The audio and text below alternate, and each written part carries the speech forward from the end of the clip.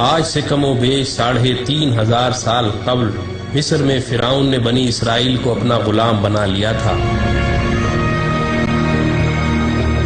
جب حضرت موسیٰ علیہ السلام بنی اسرائیل کو غلامی سے نجات دلوانے کے لیے مصر سے نکلے تو فرعون انتہائی تکبر سے بنی اسرائیل کے تعاقب میں اپنی عظیم فوج کے ساتھ روانہ ہوا، لیکن جب وہ ان کے قریب پہنچا تو اللہ کے حکم سے آسمانی آگ نے اس کا راستہ روک لیا۔ اس وقت حضرت موسیٰ علیہ السلام نے سمندر میں اپنا عصا مارا تو بحر قلزم 2 حصوں میں تقسیم ہو گیا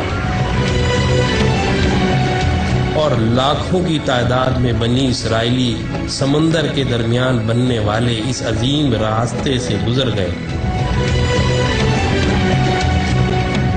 اور جب فرعون کی فوجوں نے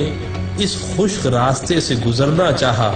تو اللہ نے سمندر کو آپس میں ملا کر ان کو غرق کر دیا۔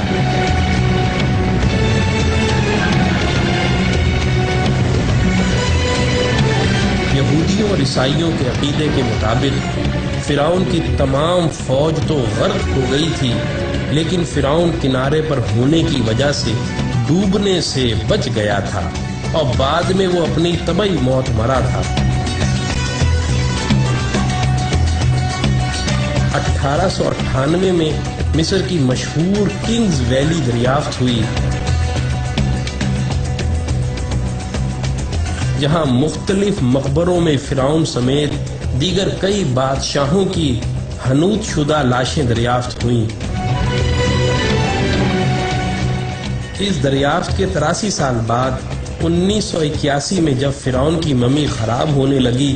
تو اس وقت کی مصری حکومت نے فرانس سے درخواست کی کہ وہ فرعون کی ممی کو نہ صرف خراب ہونے سے محفوظ کرے بلکہ اس کی موت کی اصل وجہ بھی معلوم کرے۔ جب فرعون کی ممی کو ایئرپورٹ پر لایا گیا تو فرانسیسی صدر متراں سمیت تمام وزراء، افواج کے کمانڈروں اور فوجی دستوں نے فرعون کی ممی کو اس طرح سلامی دی جیسے ایک عظیم بادشاہ کو دی جاتی ہے۔ اس کے بعد فرعون کی ممی کو ماہر ڈاکٹروں کی ٹیم کے حوالے کیا گیا جس کے سربراہ ڈاکٹر مورس بوکائے تھے۔ ممی کے مائکروسکوپک ٹیسٹوں سے پتہ چلا کہ فرعون کی لاش پر سمندری نمک کے ذرات موجود ہیں، جو اس بات کا واضح ثبوت تھا کہ فرعون اپنی طبعی موت مرنے کے بجائے سمندر میں ڈوب کر مرا تھا، جس کے فوراً بعد اس کی لاش کو سمندر سے نکال کر حنوط کر دیا گیا تھا۔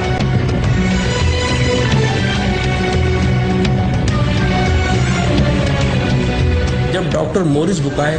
آخری رپورٹ مرتب کر رہے تھے تو ان کو بتایا گیا کہ مسلمانوں کی مقدس کتاب قرآن مجید میں لکھا ہوا ہے کہ اللہ نے فرعون کو غرق کر کے اس کی لاش کو عبرت کے لیے محفوظ کر دیا تھا۔ یہ سن کر ڈاکٹر مورس بوکائے اس قدر حیران ہوئے کہ حقیقت حال جاننے کے لیے مصر روانہ ہو گئے۔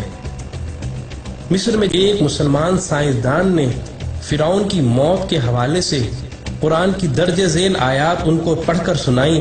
اور ہم نے بنی اسرائیل کو سمندر پار کر دیا تو فرعون اور اس کے لشکر نے سرکشی اور تعدی سے ان کا تعاقب کیا، یہاں تک کہ جب وہ سمندر میں ڈوبنے لگا تو کہنے لگا کہ میں اس خدا پر ایمان لاتا ہوں جس پر بنی اسرائیل ایمان لائے ہیں۔ اللہ نے فرمایا تو اب ایمان لاتا ہے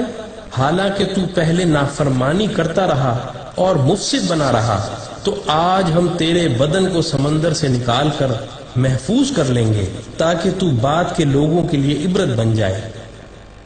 ان آیات کو سن کر انتہائی حیرت کے عالم میں ڈاکٹر مورس بوکائے کہنے لگے، قرآن کا نزول فرعون کی موت کے 2000 سال بعد ہوا، اور اس وقت اور آج تک کوئی فرعون کی ممی کے بارے میں نہیں جانتا تھا، لیکن قرآن نے اس کے بارے میں جو پیشن گوئی کی تھی وہ آج نزول قرآن کے 1400 سال بعد فرانس میں ممی کے مائکروسکوپک ٹیسٹوں سے سچ ثابت ہو گئی ہے۔ تو بھائیو، ایسا قرآن کسی انسان کا کلام تو ہو ہی نہیں سکتا۔ یقیناً یہ اللہ کا کلام ہے۔ یہ کہہ کر انہوں نے بھرے مجمع میں کلمہ پڑھ کر اپنے مسلمان ہونے کا اعلان کیا۔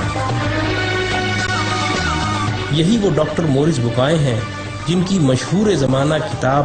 قرآن، بائبل اور سائنس نے آج پوری دنیا میں تہلکہ مچایا ہوا ہے۔